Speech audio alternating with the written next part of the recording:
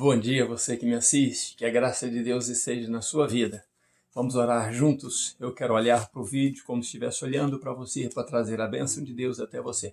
Senhor Deus, no nome de Jesus, que esta pessoa que está assistindo este vídeo seja abençoada pelo Senhor. Sabemos, meu Deus, que Tu és o Deus da graça, o Deus da paz, o Deus do entendimento, da sabedoria e do poder. E o Senhor pode abençoar não só esta pessoa, como a família dela também. E que a palavra ministrada do Senhor entre na mente e no coração dela. Assim eu oro, ó Deus, pedindo ao Senhor toda sorte de bênção para ela, no nome de Jesus. E para a minha vida também. Amém. Que Deus te dê graça, te dê paz. Vamos ler a palavra de Deus, mas eu quero falar o título com você da mensagem de hoje, que é À meia-noite eu sairei. À meia-noite eu sairei. Esse é o título da nossa mensagem, e nós vamos ler Êxodo capítulo 11, o versículo 1, o versículo 4 e o versículo 9. O versículo 1 de Êxodo capítulo 11 diz assim: Disse o Senhor a Moisés: Ainda só mais uma praga eu trarei sobre Faraó e sobre o Egito. Então vos deixará ir daqui. E quando vos deixar ir, é certo que vos expulsarão completamente. Versículo 4 diz assim: Disse Moisés a Faraó: Assim diz o Senhor: À meia-noite eu sairei pelo meio do Egito. E por isso nós temos o título da nossa mensagem: À meia-noite eu sairei. E vamos ler então o versículo 9 que diz: O Senhor dissera a Moisés: Faraó não vos ouvirá, para que as minhas maravilhas se multipliquem na terra do Egito. Então já estava programado por Deus para que Faraó não ouvisse. Deus queria tratar ali com o Egito, porque o Egito foi cruel por muitos anos, 400 anos, oprimindo o povo de Deus. Era muito tempo, são 4 séculos com o povo de Deus sofrendo nas mãos dos egípcios, principalmente do faraó e dos seus deuses. Então, entendemos que quando as trevas voltou a ter luz, né, Deus deixou os egípcios e os deuses do Egito cegos por 3 dias. Todos os egípcios não podiam ver a um palmo na frente do nariz deles, porque eles estavam completamente cegos, e a Bíblia diz que as trevas eram tão densas que poderiam ser palpáveis, tocáveis, né? De tão densas as trevas, eles não podiam sair do lugar, não tinham noção de como dar o próximo passo. Mas Deus, ele então traz de novo Moisés, que outrora, né, havia sido, logo depois das trevas, ele havia sido ameaçado por Faraó. Faraó se irritou tanto com Moisés, tanto, por isso nós falamos sobre a fúria dos deuses, que ele, sentindo um poder sobre ele, dos deuses dele, que eram demônios opressores, mas ele cria que eram deuses. Então ele vai e ameaça Moisés dizendo: se você aparece na minha frente, você vai morrer. Traga esse assunto de novo para ver se você não morre. Então Moisés sai e Deus fala com ele, né? E Deus disse: Moisés, Moisés, está chegando a hora, está chegando o momento, Moisés. Então você vai preparar o povo, você vai dizer ao povo o seguinte: olha, o momento de Deus está chegando e vocês têm que estar preparados. E aqui estão as últimas ordens de Deus para que o nosso livramento chegue. Que boa notícia era para o povo. E Moisés diz então: mas vocês não vão sair daqui com mãos vazias. Vocês vão, homens e mulheres, pedir aos egípcios joias de prata e joias de ouro com abundância. E sabe de uma coisa, vocês vão conseguir, porque Deus está colocando graça na face de vocês para com os egípcios. E a Bíblia diz que algo estava acontecendo ali tão grande e o trono de Faraó estava tão dividido que Moisés por operar sinais, maravilhas no meio deles, até os oficiais de Faraó estavam admirando Moisés. E Moisés estava sentindo isso, eles estavam reverenciando Moisés. Quando Moisés chegava agora, já não havia zombaria dos oficiais mais. A reverência era grande. E então, Deus manda Moisés de novo a Faraó dizer o seguinte: Faraó, à meia-noite eu passarei, à meia-noite eu sairei pelo Egito. E Faraó traz uma triste, e Moisés traz uma triste notícia a Faraó.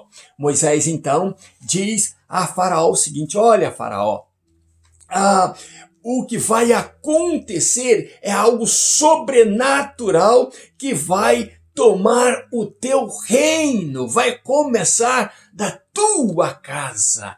Deus passeará no meio do Egito e o teu povo vai sentir, mas vai começar com a tua casa. Esse passar de Deus, essa saída de Deus, né? Passando no meio do Egito, começa na tua casa. E todos os primogênitos do Egito irão morrer, inclusive o teu filho que se assenta contigo no trono. Aquilo foi um baque para Faraó naquele momento, porque ele estava preparando o filho dele para ser o futuro Faraó. Até então, ele estava preparando o filho para ser filho de Ra, né? Um faraó do Egito. Por isso, a criança ficava ali com ele, já aprendendo como fazer, como ser duro, como dar ordens, né? Como servir aos deuses do Egito. Era uma doutrina faraônica para que a pessoa que sentasse ali depois pudesse exercer com dignidade, segundo eles, aquele exercício ali, aquele poder. E Moisés traz essa notícia para ele e diz: não só na tua casa, rei, mas em todas as casas do Egito, Deus visitará, passeará e morrerá o primogênito. E não só em todas as casas mais humildes, desde o teu trono até a casa mais humilde, mas entre os animais também, que estiverem tanto no estábulo como nos campos. Então a mortandade será de primogênito de ponta a ponta. Eu falei isso numa mensagem muito passada. Lembra dessas mortes que Faraó está fazendo aí, de mandar sufocar os bebês hebreus, de mandar jogar as crianças no Nilo? Lembra disso? Deus irá cobrar mais tarde. E agora então, Deus vai cobrar.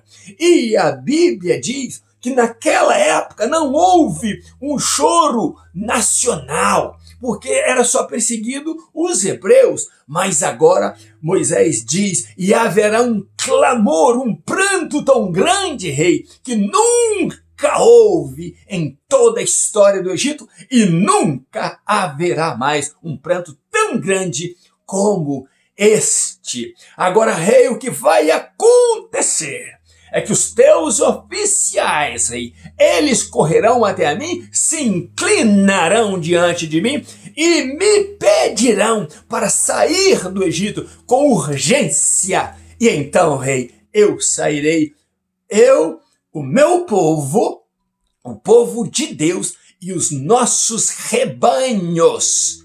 Rei, assim será. A Bíblia diz que o rei ficou vermelho de raiva. Ficou muito irado com essas palavras.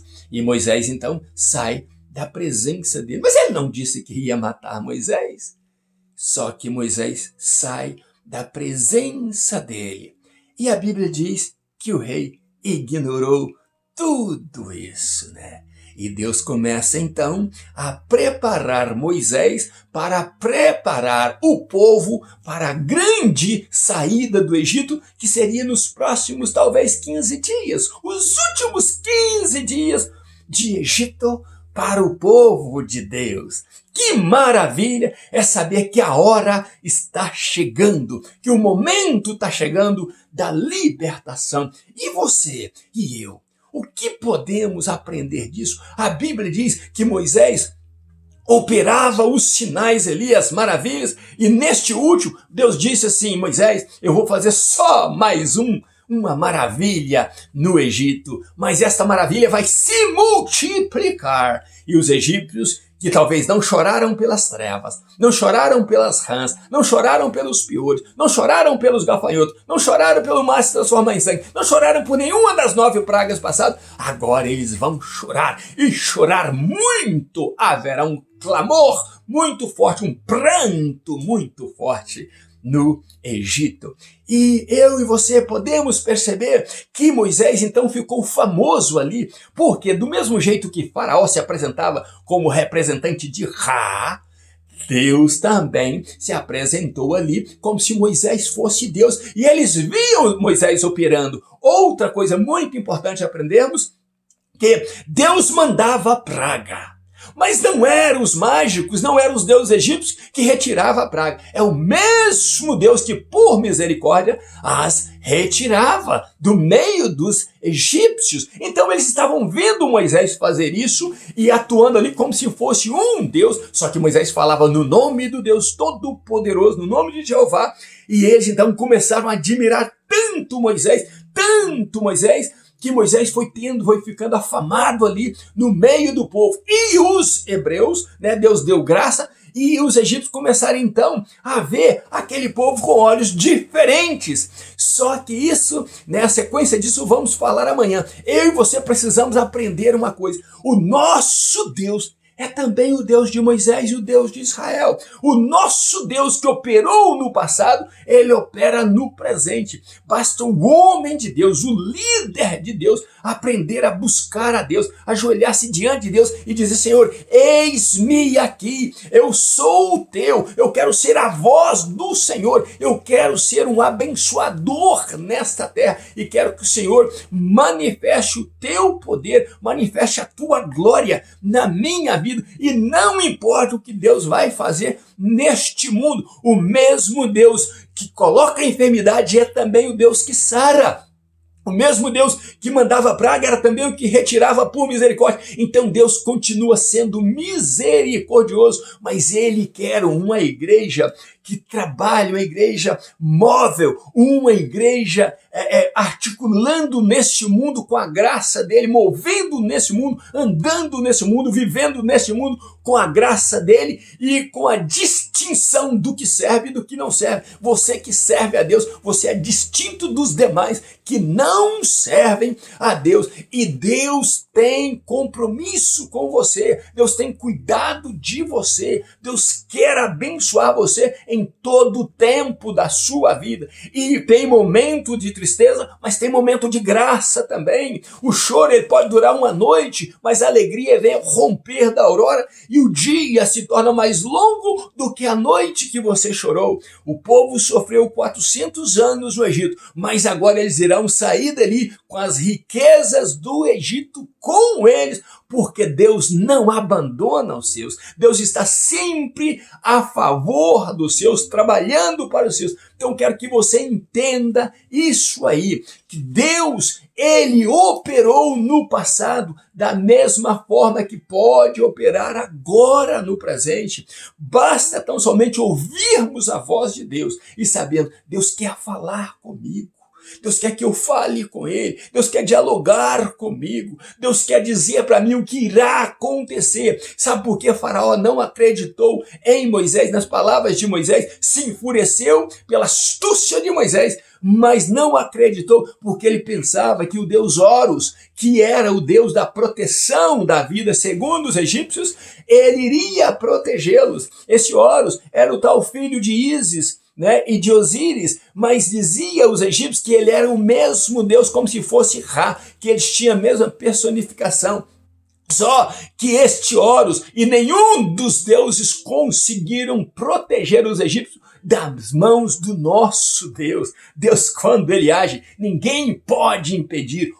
Agindo tendo ele, quem impedirá? O nosso negócio é abençoar Israel. E engraçado é que a Bíblia diz que Moisés disse assim: olha, rei, e nenhum egípcio, só que Moisés usou a linguagem do cão, nenhum cão levantará sua língua contra Israel. Ele estava dizendo: nenhum egípcio irá condenar a Israel, rei, nenhum, porque Deus é que é o nosso Deus, e Deus mostra isso a ti, ó rei, para mostrar a você que ele faz diferença do povo dele e do teu povo. Deus faz diferença de você, meu irmão. Deus faz diferença de mim. Deus faz diferença das nossas vidas. Deus é maravilhoso. Deus é tremendo. Deus age sempre nas nossas vidas. Deus sempre tem misericórdia de nós. Nós precisamos entender isso, louvar a Deus, agradecer a Ele por todos os benefícios que Ele tem dado às nossas vidas. E se você e eu buscarmos a Deus, Ele irá nos abençoar. Ele irá nos proteger, Ele irá nos guardar, e pode ser que estejamos vivendo os últimos dias do Egito, né? Os últimos dias nesta terra, porque Jesus está voltando e Ele quer que você e eu entendamos isso e queiramos isso e amemos este dia, que é o dia do Senhor. Pode ser que Ele esteja passeando à meia-noite para nos livrar e nos levar para sempre com Ele. Então desfrute dos teus momentos com Deus, busque a Deus, se jogue aos pés do Senhor e aguarde, porque amanhã continuaremos com essa história linda da libertação do povo de Deus da terra do Egito para irem à terra prometida, saindo dali com muitas joias em ouro e em prata, né? Joias do Egito que eles levaram com eles, porque Deus deu graça, né, na face deles para com os egípcios. Que Deus te abençoe e te guarde nesse dia e que você seja abençoado e abençoada no nome de Jesus, ainda nos meus pijamas, buscando a Deus. Um grande abraço, meu pastor Riva Martins, e recorde, à meia-noite eu sairei. Deus quer falar contigo à noite também. Busque a Deus todos os momentos da tua vida. Deus abençoe você, em nome de Jesus. Abraço, meu pastor Riva Martins.